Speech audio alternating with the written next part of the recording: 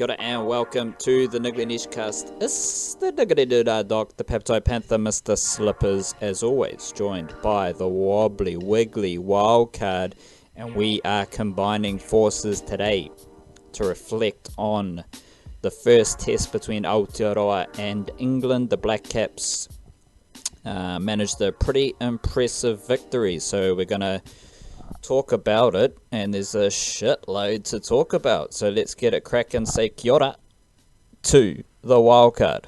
Kia ora, wildcard. Kia ora, Mr. Slippers, how we going? Ooh, good, no more slippers. It's a bit too hot for that one now. Test cricket started, so the seasons have changed. Yeah, the old toes get a bit moist with the heat. The old slippery jandals, which is a understated Kiwi summer factor. Like, for me, as someone who probably sweats more than the average person, having slippery jandals is a bit of an issue. Yeah, I find as someone who wears jandals a lot during the winter that the old it's the ground surface, like wet concrete, for example, is just an absolute nightmare for the old jandals. I find summer it's not so much slippery as sticky. That's just improper use of jandals. Like, well, I mean, yeah. Well, it takes time to put shoes on. You know, I don't have to tie shoelaces this way. Fair play, fair play. We'll get this little cricket discussion started off, wildcard, just with a little funky little tangent here. This was our first kind of sighting of the Sky Sports test commentary whole package thing, and there was quite a large difference between the T20 series and the Test series. Like, obviously, they were kind of saving all their shit up for the Test series, but it also kind of felt like they were rushing. Like, they had just decided to change everything between the T20 series and then the Test series. So that was mainly evident in how Mike Hesson started his little analysis pieces. Like, they were a bit not anything Hesson did. It was just like the cohesion wasn't there and stuff like that, but you had the new graphics, you had the whole commentary team there. What was your, any notes on the first sighting of our commentary team, specifically on TV? Radio is a completely different kettle of fish and far more enjoyable. We both prefer the radio commentary to the TV commentary, but it's just an interesting dynamic with the TV commentary, wildcard. Yeah, it is. The radio is always a bit superior in those cases, and it was very soothing to have. Because I was a little bit worried when I wasn't sure if they were going to do during the 2020 series. They basically just combined forces with the BBC fellas that were over. So for this one, I was hoping they would do the same thing and would basically just get a TMS/radio sport sort of conglomerate going on, which wasn't the case. It was very much they each did their own thing, but the cool part of that is you had guys like Jonathan Agnew popping by to do a little stint with the radio sport guys after his spell with the BBC, and I think vice versa as well. Jeremy Coney was definitely popping back over to the next box, so that was all bloody lovely. But the TV fellas, yeah, always got some thoughts on TV cricket broadcasting. I like the new graphics. I thought they were much improved, chucking out the old navy blue and cyan colours as well as a beautiful throwback to my very first memories of watching cricket in sort of like late 90s era, where they had those particular jerseys which were, I won't say unfashionable, I will say of their time and perhaps not of this time, but people all the time seem to freak out about how great sports jerseys look, and most of them just look like sports jerseys. Like, I don't really see any high fashion involved in sports jerseys, but whatever there. The Hesson thing was funny, eh? Like, I think, jazz hands Hesson, every time he went in to start one of those things, you could see him with his hands out there, like doing the little shimmy there, palms out, and the very first day you could like see the reflection of the room around in the television, and then like the next day you could see they'd moved that a little bit and tightened up the graphics and like got the little analysis thing going. Like, you could see little evolutions throughout as they sort of went along with that thing. And I'm impressed by the fact that I thought that would be like one of those things you do once a day sort of thing. He was doing that all the time. Bloody Mike Hesson, every hour he found something, not always like super in-deep stuff, but just a little something to highlight, which was pretty bloody impressive, to be honest, that he was just like on the pulse that much. We could talk about the commentary team, though. I certainly don't think that was their A team, and I was a little bit disappointed and having to, I don't know, having to listen to a couple of the voices that we got as opposed to a couple of the voices that we didn't get, you know? Yeah, no, it was just a weird dynamic how everyone in the commentary team was just like pretty much gushing over how smart Hessen is. Like, and that's obviously why he's got this analysis kind of role, because he didn't do a whole lot of commentary. He kind of was just shunned to the little analysis corner, and that was his role in this. And I was like, well, this dude was the coach of the Blackcaps. Like, did you expect him to fucking be a retard like yourselves? No, this dude actually like ran the New Zealand cricket team. We've both had, you know, highlighted our own personal perspectives and opinions with his coaching tenure, but he was the coach in New Zealand, so he's always going to have great analysis. That's his whole job. I just got the vibe that there's not enough commentators who like aren't all about themselves. Simon Doull walks a nice bridge. He's got a bit of personality, a bit of a lunatic when it comes to fashion and stuff like that. Craig Cumming is the kind of perfect commentator for me. He's someone who he doesn't really care about himself and his own personality, and he's just perfect. Simon Doull's kind of almost there, and then as we've talked about previously, we're just in this weird phase where like Mark Richardson was as pompous as he's ever been, probably more pompous than he's ever been. He brings his his pompous troll shtick to the cricket commentary, and that used to be cool before he went down the mainstream media route of being a pompous troll. Now we get so much of his pompous troll in the mainstream media that when it comes to cricket, you're just like, oh, bro, just leave it. It's not about you. We're not here to worry about you. And then the lady, Leslie Murdoch. Yeah, she just repeats everything. It's just like, and it's funny when like she'll repeat something. Like there was one when Mike Hessen just did analysis, and then she basically repeated the analysis as if it hadn't happened, and then Craig Cumming just was like, you can sense it.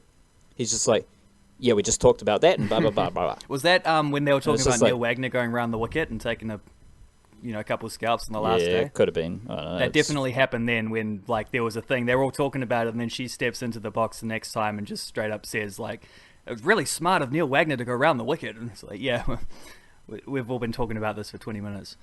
Yeah, and it all just comes together for like, they're just the odd bunch of commentators. That's where I settle. They're just an odd bunch of commentators.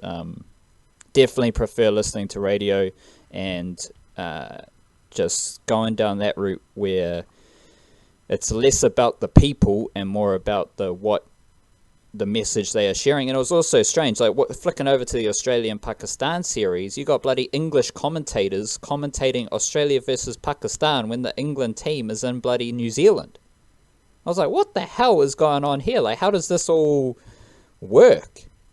Follow the money. You get paid a little bit more to work for it's Fox now in Australia. So new broadcast team, new commentators, they got to fill out the booth somehow. They got some good commentators though, like compared to how stale and annoying and like they used to be a great thing with like the Channel 9 guys with this Tony Gregg and Bill Laurie and Richie Benno. It's like we know they're going to be pretty one-eyed towards Australia. They're going to be pretty biased. They're not going to give the other team a lot of credit. Okay, that's fine, because we know that these guys are like the adversaries, and it's kind of fun because there's like this little rivalry almost going on. But then it just got to the point where you got absolute buffheads like Mark Taylor and Ian Healy just out there, complete cheerleaders, like absolutely nothing else to the commentary team, and it got so bad. But now you got like Ricky Ponting's really good, Adam Gilchrist is really good, Mike Hussey is pretty good. Like these are good cricket commentators now that the Aussies are starting to get. And hey, we're going to get a few of them on the Blackcaps soon because we're going over there in a second. Yeah, and the main guy, the play-by-play guy, Mark Howard, who presents everything, I'm very familiar with him because I don't know if he's done an episode recently, but he's done a couple podcast seasons interviewing like Australian and a couple New Zealand guys. Like he's had Brendan McCullum on, he's had Scott McLaughlin on. on his podcast. So I listen to that kind of religiously, just depending, well, not religiously, depending on who the guest is and what kind of field they're in. And he is a very likable person via that podcast, so it's good to see him doing well. Before we get into specifics, everyone knows how the game went down, so we don't need to recap scorecards and all that shit, but just in terms of a vibe here, Wildcard, while I was waiting about 2 hours to start this podcast with you, they did give me a chance to just listen into some Test Match Special, their kind of review, and just seeing a few things around interwebs as well. After I did my writing, I try not to get too many pieces from the outside, too many influences from the outside when I'm trying to write about it, and then after I write about it, then I go and just see what's around.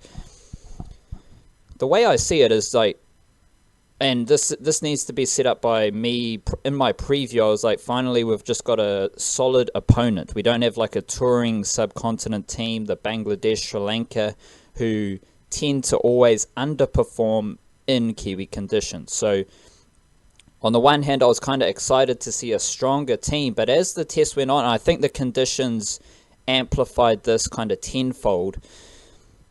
The Blackcaps have a team of test cricketers. They have a team that has been together for at least a couple years now. The core's been there a long time, and they have played a bunch of tests together.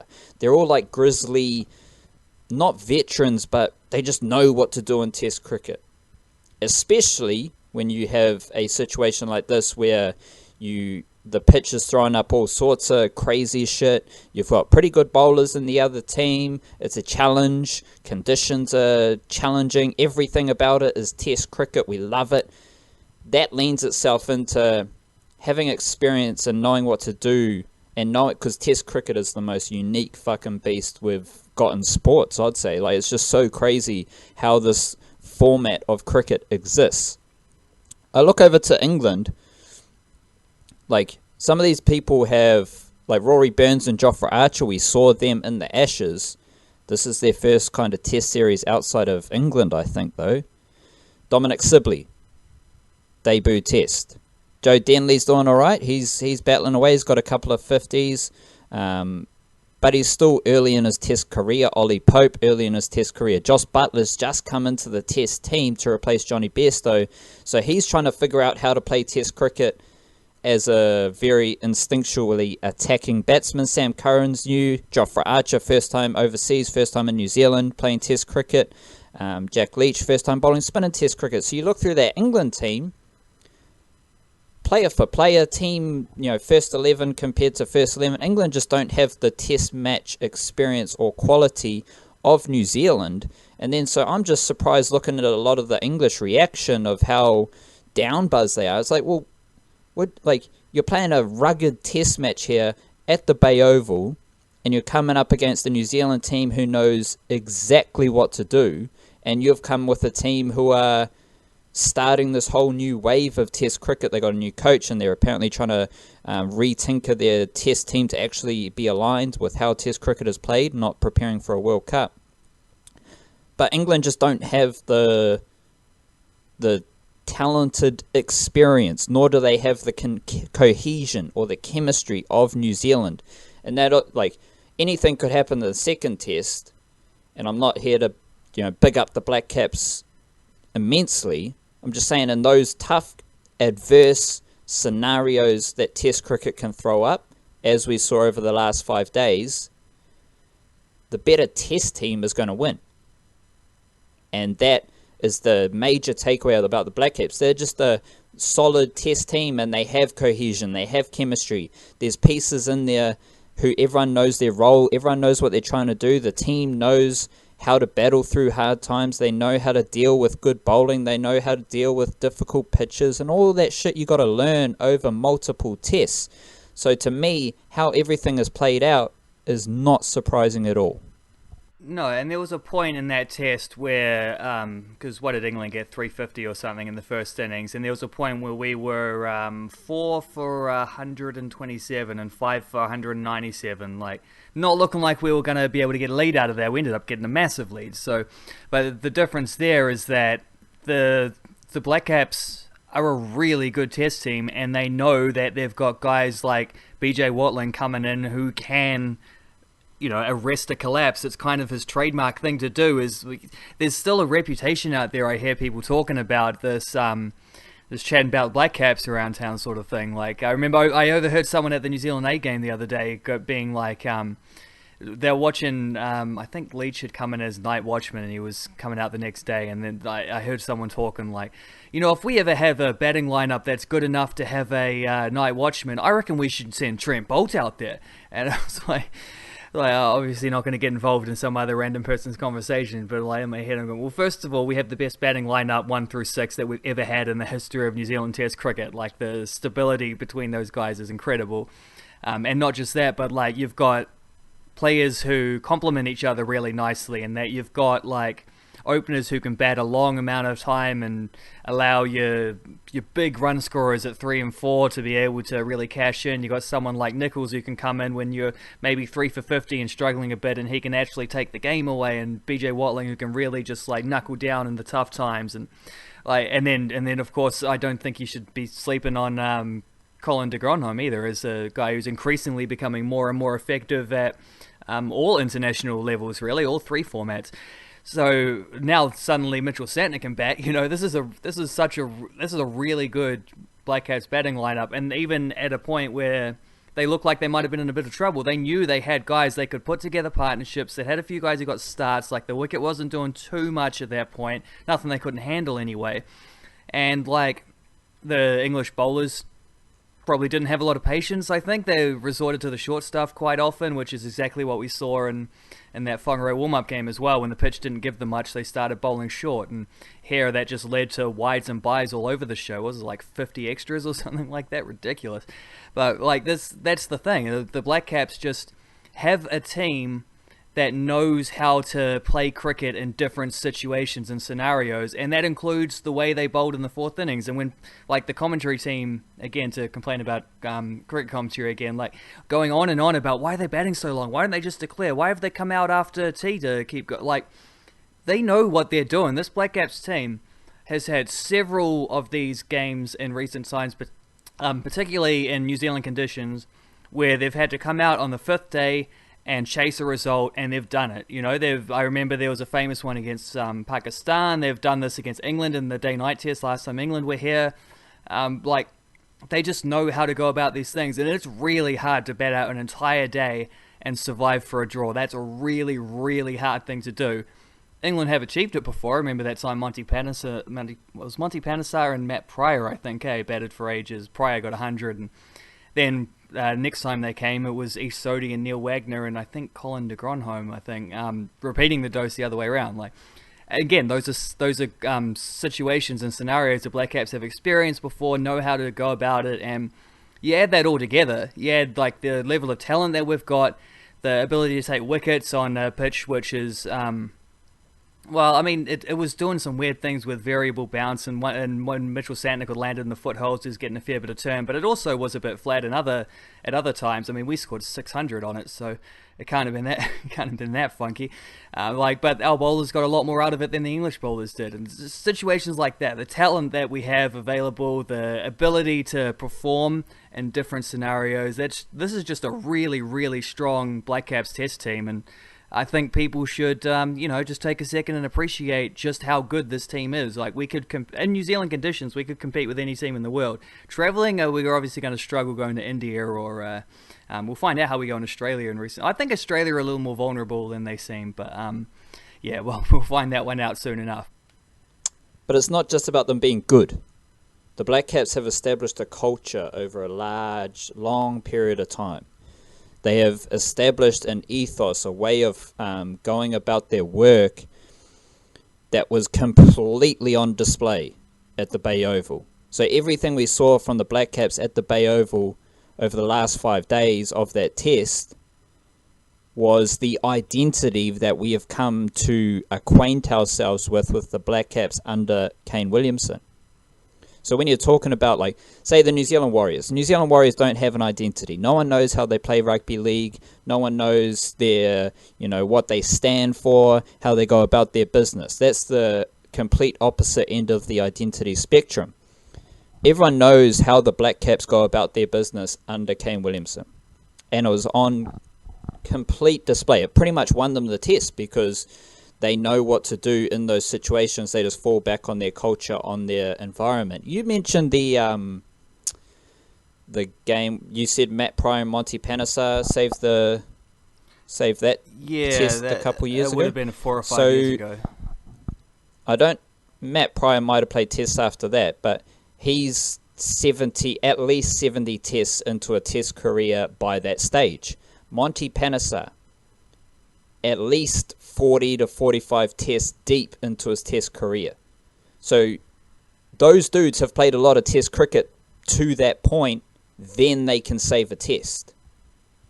And that's the whole point here, is that England just don't have enough players who have played a lot of tests to be able to win a test like that. And we look at, you mentioned Colin de Grandhomme, Mitchell Santner, how they're, that they're just good players now. Colin de Grandhomme's played 19 tests. Mitchell Santner's played 19 tests. Jeet Raval, he's played 21 tests. That, to me, off the top of my head, they are the least experienced Blackcaps in this test team, and they've all played at least 19 tests. So it's no surprise now, after we've talked a lot about, can Colin de Grandhomme actually bat like a proper batsman? Well, maybe after 20 tests, he's starting to figure it out. He's starting to learn. He's starting to integrate his own style of batting with what Test cricket and what this Blackcaps team needs. Mitchell Santner. Now he's 19, 20 tests into his career. Now he's understanding how to bat in Test cricket. So it's just you just need to have games under your belt, and you can't expect to beat New Zealand in New Zealand with the least experienced players for New Zealand all playing at least 19 tests. It's a tough ask to come over here, let alone the conditions, Wildcard. You can pick off a individual performer who you want to talk about now, and we can just go from there. Who do you want to start with? Well, Mitchell Santner's the obvious one, but I wouldn't mind starting with Colin de Grandhomme because I think he was kind of a sneaky, he got some big wickets in that game. I think it was the... I think Santner and de Grandhomme are the same conversation, so, because de Grandhomme took 2 wickets in the first innings. Got both openers out. Got both openers out after they had survived the new ball. Then he scored a few runs, and he showed that, we can't... Up to this point, we could talk shit about Colin de Grandhomme's batting because we had seen what we had seen. Now we've seen something slightly different. That's when you start to build and form a different opinion. So he did well there, but so straight up, they both scored runs. That's good. And then Mitchell Santner, 3 wickets late on day 4, in the same kind of circumstances as Colin de Grandhomme's wickets. So they both scored runs. They both showcased growth and ability to score runs when it matters, and they also took really important wickets, which is pretty much this is the arrival of those 2 players to the test team, I reckon. Mitchell Santner for sure. I kind of think Colin de Grandhomme had already got to this level. It was just a little bit sneakier. And even now, Santner's completely overshadowed him because of a beautiful little test century and a couple important wickets breaking. What did they get up to? I think it was 102 wickets in a row for New Zealand seamers in New Zealand conditions, but since the last time a spinner got a wicket here, which is just a mind-boggling stat. I mean, it's not completely surprising, but it's still pretty crazy. But Colin de Grandhomme, he got, what did he get? Was it 6 for on Test debut in the first day of his career against Pakistan? And his bowling average has steadily come up since then. It'll probably tip over 30 soon. He's not going to be a guy who's going to rip through batting orders often, but if he's a guy who can get key wickets, and even in the second innings, he took 1 wicket in 10 overs. That wicket was Joe Root. It's a pretty important wicket. like for a fourth seamer, just to be able to come in, break a partnership now and then, or in the very least, he's never going to go for runs because he can bowl pretty wicket to wicket when he needs to and just like lock it down. That's always been an effective little tool of his, but his batting, which has often been a bit at best laughable, at worst like just completely frustrating. Like he's really well, I mean, I'll throw this out to you. He's passed 50 in 4 of his last 5 test innings, and the one he didn't was a 23 not out. So like he's been showing this for a little bit of time now. Like sort of he hasn't been able to play that many test matches just because we were very much in one day mode for a long time there. But Colin de Grandhomme has been scoring runs in test cricket. Not big runs, but the kind of runs that you need coming in at number 7, often at like a lot of those are at better than a run and ball strike rate as well. So you know, the kind of either counter-attacking or just piling on the pressure afterwards kind of thing that you want from a guy who is going to be coming into the batting order one spot below BJ Watling. You know, he's doing what he needs to do for that role. And for all the talk about Mitchell Santner being picked as the spinner who could bat the best, you know, this is the reason why that didn't even matter that much, is because Colin de Grandhomme has been scoring some test runs in recent times. However, those runs came, like his career strike rate in test cricket's 87. So basically, and those scores were against Bangladesh and Sri Lanka. Bangladesh, Sri Lanka. So basically, it just paints a picture of Colin de Grandhomme smacking it. So like, we all knew that Colin de Grandhomme could do that, and he can probably do that in test cricket against weaker opposition in New Zealand. But this had a slightly different tone to the innings, didn't it? It did, and that's because he batted at a strike rate of 60. Like it's a little bit different than what we have seen before. We have seen him score runs. But that's what we need to see. This. That's what Kiwi cricket fans have needed to see, and now that he's done it, now it's just like, okay, we've seen it, bro. You can do it. Whatever happened, like maybe you're never asked to save a test match. Maybe your role is, as you said, come in after Watling, give it a crack, all good, take wickets, whatever. But like to truly come into test cricket, you got to do something along the lines of test cricket. And like, I definitely agree that Colin de Grandhomme is a sneaky major factor from this test and part of the whole test group. But now we're just seeing a more rounded kind of skill set that is better suited to that role. Yeah, although I will say, I think being able to pummel Sri Lanka and Christchurch and Bangladesh and Hamilton sort of thing, like those aren't the kind of runs that cement your test reputation, but they are the kind of runs that at least make you feel comfortable and show you're at this stage where the next step is to be able to score tougher runs against England, coming in at a time when we're, you know, 5 for less than 200 and trying to overcome what is still a 150-odd run deficit at that time when he walks to the crease. You know, like that's the kind of runs that it doesn't lock him in, it doesn't make him anything special necessarily, but it makes him feel more comfortable in his role, makes him feel like he's closer to belonging at this level, and it takes the pressure off him. Into, like, I mean, if you're not scoring runs in those situations, then you're in more trouble. If you are, you've still got question marks about your game, but you're also a guy who doesn't have to worry about whether or not he's going to be picked in the squad sort of thing each time. You just don't feel the same amount of pressure. That leads into just a better situation to be successful next time. Next time when you're 19 tests into your career. And well, when you finally come up against a half-decent team in home conditions. I mean, he scored a 50 against... where were he? Last time England came here, he scored 29, 72 and 45. So, you know, but what you're describing is the whole story. You go through everything you go through to get to that 20 test mark. Then once you've like put all the different pieces and you've learned and you've been able to adapt and just make certain changes to your game. Throughout that time, he's moving between the formats, T20, ODI. He's been a regular feature in all formats for the Blackcaps. So you're going through a lot of shit through those 19 tests. Then when you get to that 19, 20 test mark, that's when it's all starts to come together, and that just feels like where we're at with... Colin de Grandhomme specifically. Mitchell Santner, there was a bit of discussion like how he didn't take any wickets on the last day wildcard. But again, and it wasn't detrimental to the Blackcaps. Like, it didn't not win them the game. His lack of wickets on the last day. For starters, he took 3 wickets late on day 4 to set up the last day. So who gives a fuck about what he did on the last day? But then, if you're Mitchell Santner, you haven't bowled a whole lot on a pitch like that on the last day in New Zealand. So all of that is new for Mitchell Santner in Test cricket.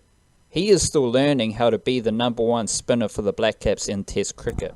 I guarantee that. He is still figuring out different situations. It's one thing to bowl on day 5. It's a completely new thing to bowl on day 5 when you are the spinner on a spinning pitch and you're expected to perform.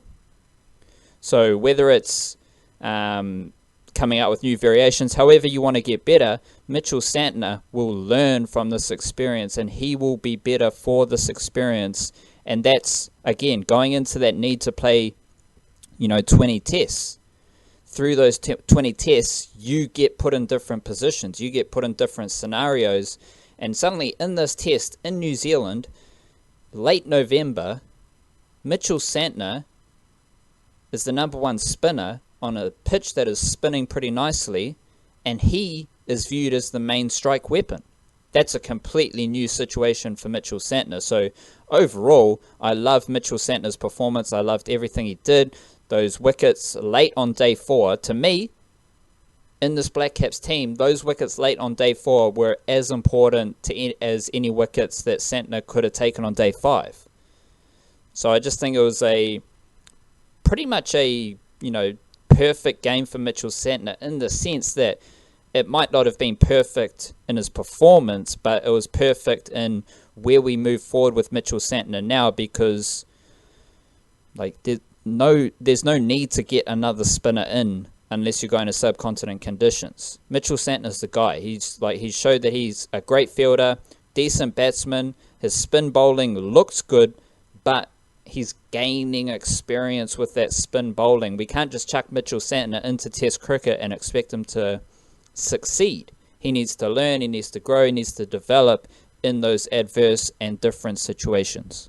Yeah, the good thing about Mitchell Santner is that he's a guy who will be able to bowl, and he's already done this before, bowl good overs on a flat wicket that isn't turning, because he doesn't really turn the ball much anyway. But he's quite good with his flight. He's quite good with just trying to outthink batsmen and cheeky little, not quite, obviously not on the level of Daniel Vettori. He was the master of the variation, but he's obviously, taken some tips on from old Daniel in the past. So it's something that'll help him out in the kind of conditions he's more likely to face, because this is a bit of a rarity where a spinner gets to bowl to trying to win the match on the last day of a test match in New Zealand. But I mean, yeah, I think he was unlucky in not getting more wickets. There were a lot of balls that he managed to... He bowled too full often at times on that last day, but I mean, you could see why. It's because he's trying to hit the foot marks, and when he did get one in the foot marks, those things were turning into slip. Ross Taylor was taking those without any deviation whatsoever. So, it's just luck at that point where you're not catching an edge or a glove or something like that. I mean, he also got a bit of luck with, I think it was Jack Leach's wicket, where he didn't even hit it, but he didn't bother referring it because he wasn't sure, or he jammed his bat or something, or you get some Test cricket giveth, Test cricket taketh away. You get a bit of this and a bit of that. So overall, it's a massive positive, because it's the first time we've really seen him in Test matches bowling with it's not quite aggression, but bowling to where you can see him taking wickets. You can see him actually threatening batsmen and stuff like that. So the fact he didn't quite get the rewards doesn't mean that the process and the mentality weren't all in the right place there. However, he still did only get 3 wickets all up combined through that innings, which means that he's still never taken more than 3 wickets in a single first-class game, never taken more than 5 in a match. So I do think we've still got... I think the difference between Mitchell Santner's reputation before this test and after this test is going to be enormous. But, I mean, 90% of that is because he finally scored the big runs. He showed that he's always looked good. I mean, you wrote about this, the seduction of watching Mitchell Santner versus the actual, tangible results of it. He's always had that... sort of glamour to him, but he hasn't always had the substance. So here we finally saw him like knuckling down, and he didn't bat perfectly at the start. I kind of had the feeling watching that, like I was watching him like facing bounces from like Ben Stokes and that, thinking very early on in his innings, being like, if they just bring Jofra Archer on to bounce him out, like this isn't going to take very long. But England didn't, and England were a bit weird with how they used Jofra Archer, even though he still ended up bowling 40 odd overs throughout that innings. So yeah, Santner just like, it's not always going to be pretty. He's not like Kane Williamson. He's not going to come out there and bat a flawless century. You know, he had to really grind for that, and that'll probably put him in a better sense than if he had just put out like one of those perfect days where everything just went right. So that, like, seeing him deliver with the bat in international cricket like that was immense. And like and then also, let's not forget, he took an outstanding catch. I still think we got a little bit of an issue with him as a wicket-taking bowler, but perhaps he just doesn't need to be a wicket-taking bowler. Perhaps the Blackcaps are a team. I mean, we were talking about whether they might even not pick a seamer. That's the whole point, is that yeah, he just needs to play Test cricket. He'll get to that point in 20 Test time, but he's not going to get to that point if he doesn't go through whatever he's gone through now. Like, he just needs to play Test cricket and figure out how the fuck to bowl spin in Test cricket. That's what he needs to do. I just don't see a future where he's a wicket-taking bowler. I just wonder if maybe the Blackcaps don't need that. If he can be a guy who just chips that's away the thing. with one like or two and he's just doing what his team. He's doing what his team needs. He does, like, whether Mitchell Santner averages 25 or 35 at the end of his career probably won't matter. What matters is how Mitchell Santner contributes to the Blackcaps winning cricket games. And I think from what I've seen from Mitchell Santner around the Blackcaps and around domestic cricket, is Mitchell Santner gets better. All of these dudes have gotten better. Like, Kane Williamson's getting better. Ross Taylor's getting better. Everyone in the Blackcaps is getting better, except for one player that I just want to talk about quickly here, Wildcard. But everyone, there's a decent record in this Test team of players getting better, and like, there's no spinner in New Zealand who is commanding spin selection over Mitchell Santner right now, and that's because we've just got a plethora of decent spinners. We don't have like an exceptional X factor, oh my god, he needs to be their spinner. And I think as Mitchell Santner tastes different experiences, that's when he's going to really start to develop. Like, I just want to see where Mitchell Santner's statistics sit after 30 tests, because prior to this test, when the squad was selected, he had played 18 tests, and the second half of those 18 tests, he was averaging 57 with the ball. So now what's going to happen kind of in that third of his career, I guess, that's where I'll be interested, because all he's got to do is improve. And I think with experience in different scenarios and different conditions, he will improve. Simon Doull said something interesting early on in the test before Santner's innings, and he's like, Simon Doull says things with absolute conviction as if they're definite facts, and I don't always know whether that's him having inside information, which is always very possible, or whether that's him just being like a bit of a... Simon Doull likes the sound of his own voice, I'll put it that way. So he might just be saying things forcefully because he wants to sound like the big man in the commentary box.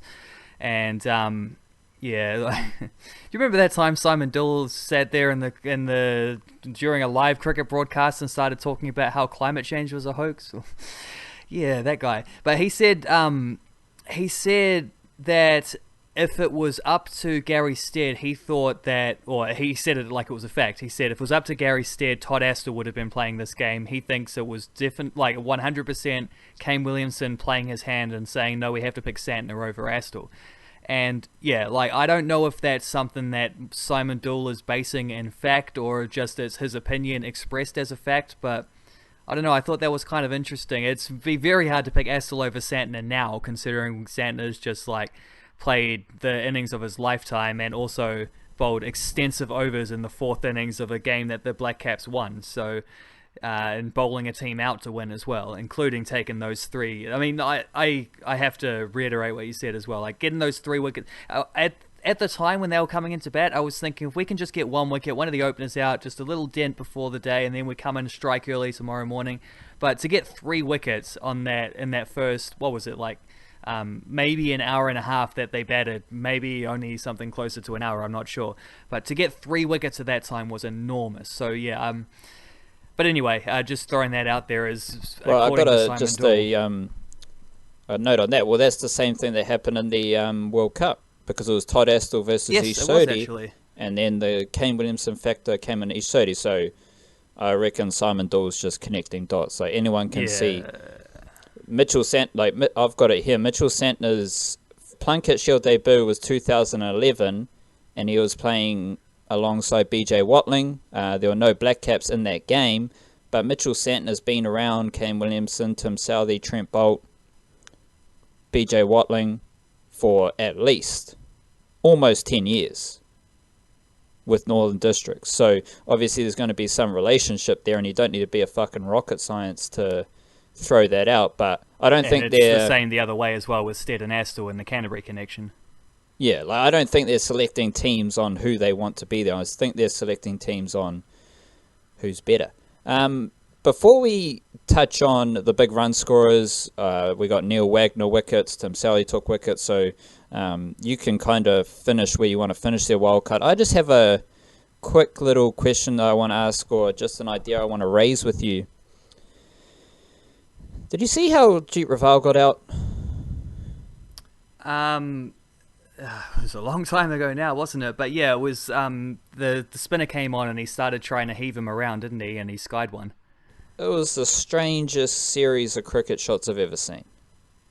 And like, I'm not here saying Jeet Raval is shit and he should be dropped. I'm just amazed at how strange that passage of play was. Like, Jeet Raval is obviously getting tied down, so he's looking for release shots, and he just tries to blast Jack Leach over his head through mid-wicket with agricultural hoiks, and I'd say I don't think he middled any of them. No, he didn't. He looked awkward as fuck. Like, he just looked so weird, and then he gets out. Like, he just kept doing it, and then he got out doing it. I was like, that is the most ridiculous Jeet Raval dismissal I have ever seen. It was like he batted perfectly like Jeet Raval is expected to bat for his first 50 deliveries. And he wasn't scoring hardly any runs, he wasn't turning the strike over very much, but that's not what he's there for. He's just there to blunt the new ball sort of thing and get New Zealand into the innings, like get us started. And then once he got to that point where it's sort of like top that 50 ball barrier, we're sort of 15 overs or so into the innings at this point. He just seemed like he started to all of a sudden a flick switch, and he felt the pressure that he wasn't scoring those runs, and he wasn't turning the strike over enough, and he wasn't hitting the boundaries. And yeah, the spinner came on, and he just sort of thought, okay, here's my chance, it's all or nothing. And that was the weird thing, is that he went for one and it was pretty ugly, and then I think he went for another one which he timed a little bit better. It was still a little bit in the air, it wasn't quite where he wanted it, but he managed to pick a gap and it went for four. And I thought, oh cool, like you've done it now. And then he goes for another one. So what are you thinking, mate? But I don't know. It was strange because it's not often you can so obviously see batsmen in Test cricket, especially top order batsmen, who this is their job, is to handle this thing, to feel the pressure that obviously, and it was specifically the pressure of him not scoring runs, which is like, he's not in there to be scoring the way that Colin de Grandhomme scores at a quick pace. You know, he's in there to just occupy the crease, just hang around. So yeah, no, I was with you. That was weird, especially when you're batting with the captain. And not only that, but Kane Williamson came to the crease at that stage. He was scoring pretty freely. That's perfect. Kane Williamson's ticking it over. Jeet Raval just holding it down. All good. And then he does that. You can, whether you want to talk about Watling here, wildcard, or the Southee Wagner continued kind of excellence. Or Kane Williamson hit 51 as well. And I'll just throw, before I throw it to you, wildcard, I'll just bring up some Kane Williamson. At this stage, his numbers are rather pornographic. 2019, he's averaging 69.8. So For the last 3 years, 2017, 2018, and 2019, Kane Williamson has averaged 62.88, 59.18, and 69.8. So he's averaging around 60 in each of the last 3 years, which is absolutely crazy. So, and wasn't he the lowest run scorer in Sri Lanka as well, or something like that?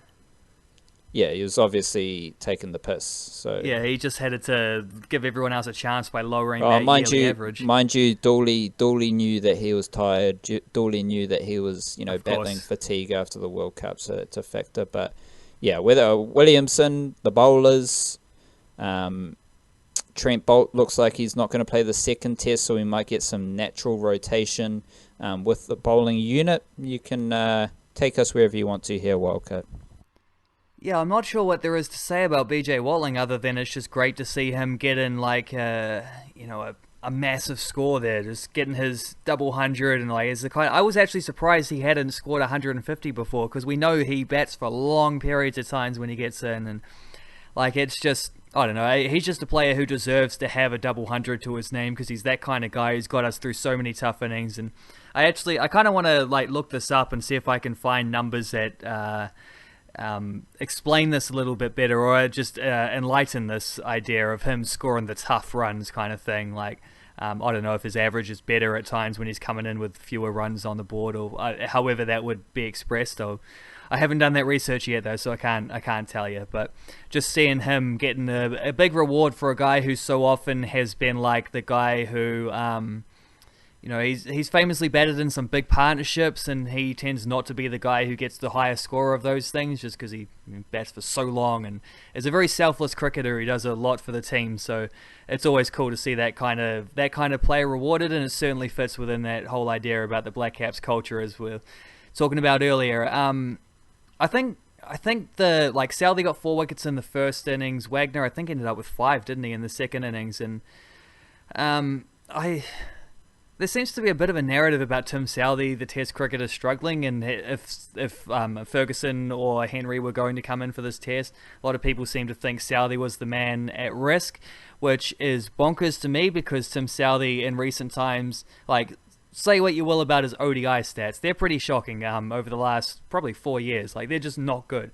But as a Test player, the last couple of years, he's been fantastic, and he's really had a bit of a resurgence, especially in Kiwi conditions. So the idea that he wouldn't play this Test was crazy. I think they clearly, I know we want to see Lockie Ferguson get a go, and it sounds like we might in the second Test, but they picked the right bowling attack for these conditions. It was pretty clear, and they took the 20 wickets that they needed to win the Test with these guys. So I don't see how people could have too much to complain about there. Tim Southey's just basically doing what Tim Southey has been doing for the last couple of years, and Neil Wagner is just doing what Neil Wagner does, and being an absolute menace in the fourth innings, and getting wickets at a time when the Blackcaps really need them. And I mean, he just bowled excellently. It's been once he went round the wicket, as everyone in the commentary box would like to point out, once he went round the wicket, he was just really getting at batsmen and getting at the right-handers in their rib cages and targeting the stumps, and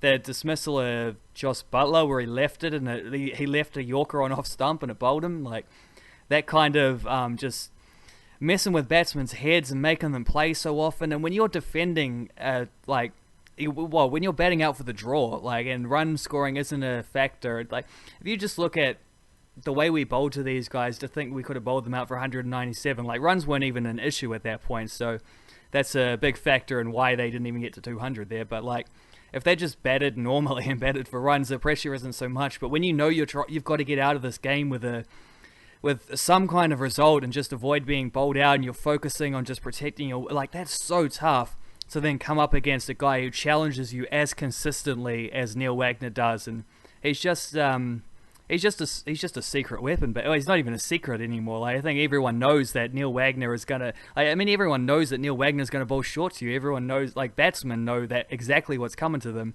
It's just that he keeps taking wickets. He keeps delivering in this way. He certainly does. For Neil Wagner, there was a bit. I liked it because I like Neil Wagner bowling swing as well. When I think back to watching Neil Wagner come through Plunket Shield, Like, obviously, when you're watching wickets, you're not watching how the wicket is set up, so you're missing the short bowling. But he was skittling stumps, and he was skittling stumps by moving the ball, possibly after, roughing up the batsman, getting their feet on pause, and then coming in with the full stuff. But he used to swing the ball heaps, and then he came into the Blackcaps, and they put him in that short pitch pigeon box. Anytime I see Neil Wagner moving the ball, swinging the ball, bowling full, I get excited. Yeah, it's easy to, what was it? He got, I think it was a Ford Trophy game, where he took like 5 wickets in an over or something like that, or was it 4 wickets and 5 balls or something like before he made the Blackcaps team, and everyone thought this was this like tearaway fast bowler. It's like Alan Donald 2.0, blonde with a South African accent, and just a bit of left-hander instead.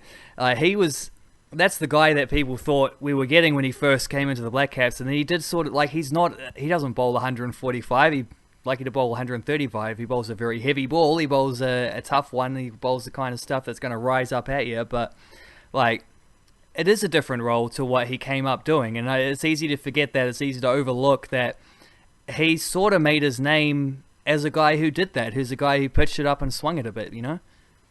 Vote shizzle. Any other matters that you want to discuss about the Blackcaps before we wrap it up here, Wildcard? Well, Trent Bolt looking more likely than not to miss the second test. Are you going with Ferguson or are you going with Henry?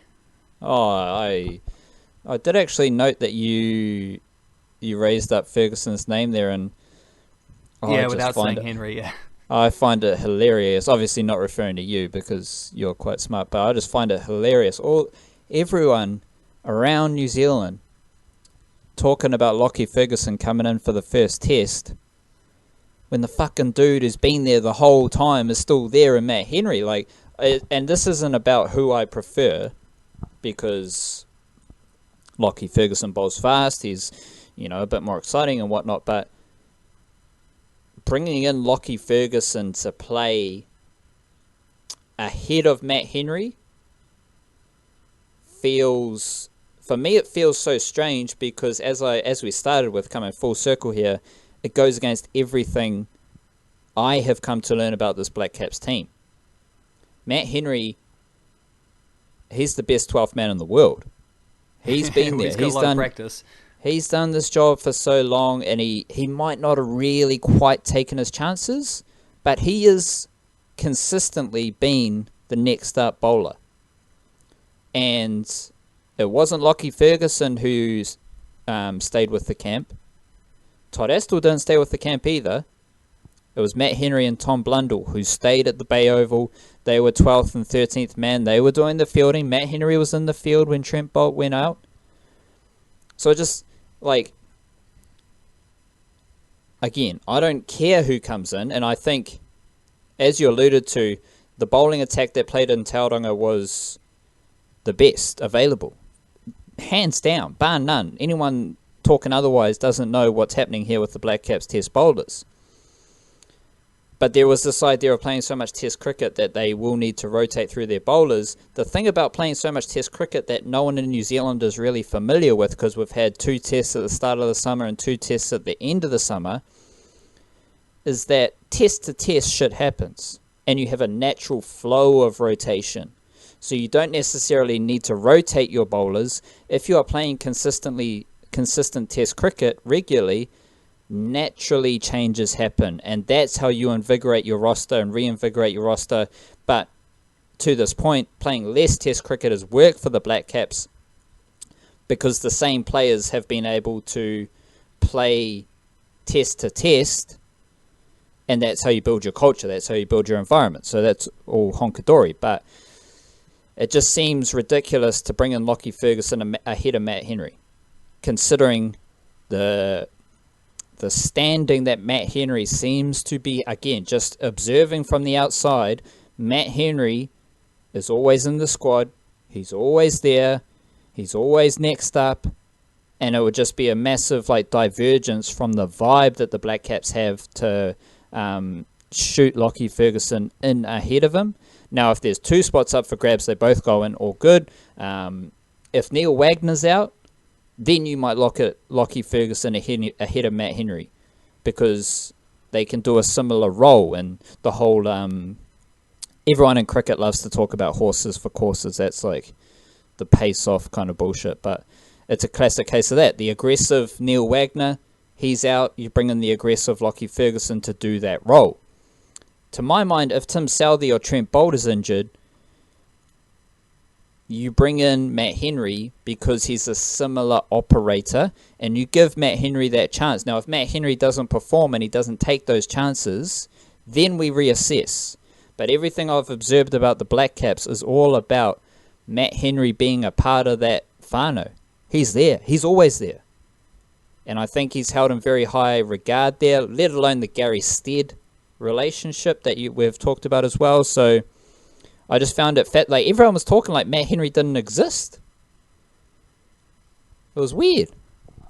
Yeah, pretty crazy that he just kind of got erased there from the conversation, considering he was literally in the test squad and at the ground and, you know, it's doing a lot of fielding throughout the course of that game. But, I mean, it would be a case of Lockie Ferguson jumping the queue. That would certainly be true, and it would be pretty unfair on Matt Henry, who has been 12th man so often for this team. And, I mean, he's a specialist drinks carrier in some ways. I mean, I don't know if that helps your fast bowling in any way, but it's probably good for the old arm muscles, carrying so much. Well, it's bloody Powerade and everything now, isn't it? So you get a little, yeah. Anyway, Matt Henry has played 10 test matches throughout his career. It's taken him 5 years to get to that point. He just doesn't play very often, but he also has a test match average of 47.03, so it's not like he's consistently done excellently throughout. Although I noticed looking at his stats that one of his best performances was 4-4 against South Africa in Hamilton, so I guess where they're playing next. He has twice played at Hamilton, actually, in a couple games at the Basin Reserve. But only played one test since December 2017, so that's not ideal for the fella. He's obviously been waiting in line so much, but if you're picking in terms of who's going to get more wickets, who's going to deliver more at the current moment, like Lockie Ferguson is just in better form, and he's been a more effective bowler in Plunket Shield in recent times, and he just seems to me like he is the better option, even though it is a little bit rude to Matt Henry to push him out the side and say, you've moved down the pecking order another one, without actually doing anything really wrong. Like, you can't do much wrong if you're not really playing, but yeah, that's kind of... I just don't really see how you can pick it. And then, although I do think what you said is it's a sneaky little factor, is that, as the Taco ad says, why not have both? Yeah, why not have both? And it lends it like this isn't a Test Championship game, so we've seen Trent Bolt break down. Tim Southee played all of the T was the T20 skipper, so I can definitely see room for a bit more rotation. Because I think Matt Henry is a great replacement for Tim Southee. I don't know if he's ideal to replace Trent Bolt, though. Like, I don't know. I think he's maybe a little too similar to Southee, which might blunt the attack a little bit. Whereas Ferguson, obviously, with his pace, a little bit different. Yeah, but like you've got to give Henry that opportunity. You mentioned his average. His average is 40, both. And that's fair play. But 47. It's closer to 50. It's pretty rough when you're playing a test every 6 months. Like, that's not a recipe for success. So he's just waiting. And you mentioned Lockie Ferguson. It's fine for Lockie Ferguson to be performing in domestic cricket. And yeah, they both played Plunket Shield, but I'm not really talking about Plunket Shield here. I'm talking whatever's happening right now. Matt Henry isn't playing domestic cricket because he's with the Blackcaps. So Matt Henry can't stack up wickets in for a trophy and push his case for selection further because he's with the Blackcaps. And I know where I'd rather be. I'd rather be in and around the Blackcaps, schmoozing with all the boys, getting some Blackcaps money and whatnot, and bowling with the bowling coach. Doing all those things just around the group, being front and center, just being there in the Blackcaps, that's where I'd rather be. So, I don't know. We've just got to wait and see how that unfolds. Kane Williamson also dealing with a bit of an injury, so see how that unfolds as well. They did say on the radio he'll be fine, so fingers crossed. Oh, he's a bit tired. It does sound like Bolt will miss this test. Nah, Kane Williamson's he's battling fatigue after that World Cup. He needs a rest. It's very insightful of you, Dooley. I've noticed that you did present that opinion very forcefully as well. It's always important when you want people to believe what you say is to say it loudly and angrily. And he actually said this at one point, now that I'm thinking of it. David Lloyd asked him some random thing, and he was like, he asked him where like a boat was going out on the harbour there, and he was like, oh, it's going to Netherlands or something. And he's like, is that true? Is that really where it's going? And he's like, well, no, but if you say something with enough conviction, everyone believes you, which I didn't think about it at the time, but that's kind of like the summation of Simon Doull, particularly when he's commentating in New Zealand, where he tends to let loose a little bit more. Like at one point he was watching kids go up that, like, there was a pretty cool thing. They had that rock climbing wall thing, and he started complaining about how kids get certificates for participation. And it's like, what are you bringing this into a fucking national party conference for all of a sudden? Like, chill out, man. Which, speaking of terrible commentary, and also David Lloyd, who's so much fun to listen to when he just gets into like anecdote mode, when he's just telling a story. And he told this pretty funny story at one point about he was talking about security guards, and he said back in Headingley, like 20 odd years ago, they got the rugby league fellas from he said from the club. I don't know if he meant from Leeds, like actual top professional rugby league players or not, but he said they got a rugby league team to be the security guards, and at one point two fellas run on dressed as a pantomime horse, like, one of those suits where you got one guy at the front, one guy's doing the back sort of thing, and these guys run onto the field in the pantomime horse, and this rugby league player runs on, crushes them both in a tackle, puts them both in hospital, and then everyone's just sort of sitting there chilling, laughing at David Lloyd telling another hilarious story, and then Craig McMillan's sitting next to him, and he goes, so how was the horse? Like, horse? What horse? It was two guys in a suit, you retard. And then David Lloyd just sort of pauses for a second and goes, you're not getting it, are you, Craig? You're not getting it. Like, yeah, that's Craig McMillan for you. Craig McMillan, like, I don't think we mentioned him earlier on when we were talking about commentary, but he's easily the most annoying of all of them. Like, we can pick little things that Simon Doull does that where he sounds like a grumpy bugger, and when Mark Richardson's personality tips over, and when Leslie Murdoch is struggling to just fill in with these like old Blackcaps old boys who are just being weirdos and talking about themselves heaps. But Craig McMillan is genuinely just he has a habit of talking over top of people. He has a habit of repeating what other people have just said as well. Like, he does that as much as anyone. He has a habit of just saying really boring, inane things, and most of all, at least Mark Richardson's always laughing. Like, Craig McMillan just has no sense of humor. It's unbelievable, because I don't think that's what he's like away from the mic. It's just, oh my god, he's a bad commentator. Like, what is he doing in that? He was a bad commentator before he went to be the Blackcaps batting coach, and then the best thing about that was that he was no longer commentating, and now as soon as he finishes, he's back commentating again. He's bloody awful. I don't know what's going on. And that's where we'll finish. And on that note. And we'll be back throughout the week with more podcasts. Thank you very much for listening. If you do appreciate what the Niche Cache is up to and the Niche Cast, jump on Patreon, support us straight up the guts. That's the best way to do it. Hard and fast. Otherwise, just your ears are more than enough as we continue to just spread our vibration out to the universe and the Blackcaps Test Cricket world. Kia kaha, stay beautiful. Ciao.